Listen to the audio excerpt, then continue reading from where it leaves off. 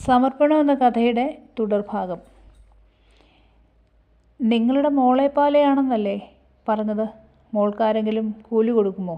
എനിക്കിത് വേണ്ട. അത് കേട്ടുകൊണ്ട് നിന്ന രമേശനും താരയും അവളെ ചേർത്ത് പിടിച്ചു. അവർ അപ്പോൾ കരയുന്നുണ്ടായിരുന്നു.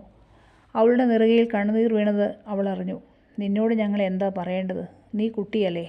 രമേശ് അത് പറഞ്ഞപ്പോൾ സ്വരമിടറുന്നുണ്ടായിരുന്നു. അവൾക്കൊന്നും മനസ്സിലായില്ല. അവൾ പതിവ് പോലെ സ്കൂളിൽ പോയി. താൻ സ്കൂൾ വിട്ട് വന്ന് അരമണിക്കൂർ കഴിഞ്ഞാണ് ഗൗതം വരുന്നത്.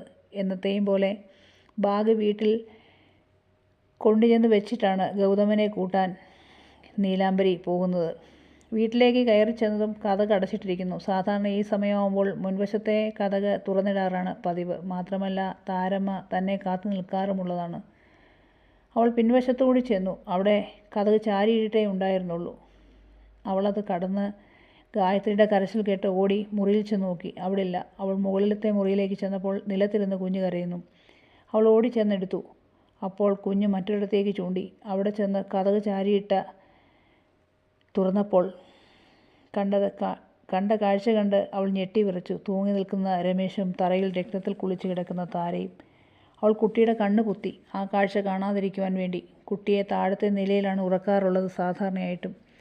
അമ്മയെ കാണാത്തതുകൊണ്ട് കുട്ടി എങ്ങനെയോ കയറി ചെന്നതാണ്. നീലാംബരിക്ക് കരയുവാനായില്ല. ഒരു മരവിപ്പ് മാത്രമാണ് ഉണ്ടായത്. എന്തു ചെയ്യണമെന്നറിയാതെ അവൾ പകച്ചു നിന്നു. അതിനുശേഷം ഇതാരെ അറിയിക്കും? ഒരു പിടിയും കിട്ടുന്നില്ല. അവൾ അപ്പോഴാണ് ഗൗതമിൻ്റെ കാര്യം ഓർത്തത്. ഓടിയിറങ്ങി ചെന്നപ്പോഴേക്കും ഗൗതം ഭാഗമായി വരുന്നുണ്ടായിരുന്നു. അവൻ നിറഞ്ഞ ചിരിയോടെ ഓടി വന്നു. ആ കുട്ടി ആ വേദനിപ്പിക്കുന്ന കാഴ്ച കാണാതിരിക്കുവാൻ അച്ഛനും അമ്മയും ഒരിടത്ത് പോയി എന്ന് അവൾ കളവ് പറഞ്ഞു. മുൻവശത്തെ കസേരയിലിരുത്തി. ചേച്ചി ഇപ്പോൾ വരാമെന്ന് പറഞ്ഞിട്ട് ഓടി അയൽപക്കത്തെത്തി. അയൽപക്കക്കാരോട് കാര്യങ്ങൾ പറഞ്ഞു.